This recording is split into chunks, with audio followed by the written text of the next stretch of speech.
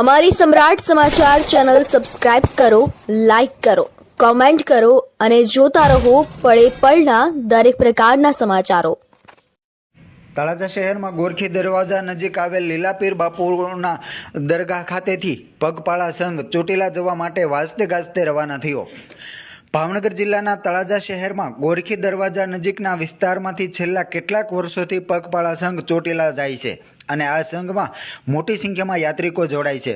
ત્યારે આજે પણ વહેલી સવારે આ સંઘ દ્વારા પ્રયાણ કરવામાં આવ્યું હતું। આજે વહેલી સવારે મોટી સંખ્યામાં પગપાળા સંઘ ચોટીલા જવા માટે વાજતે ગાજતે રવાના થયો હતો।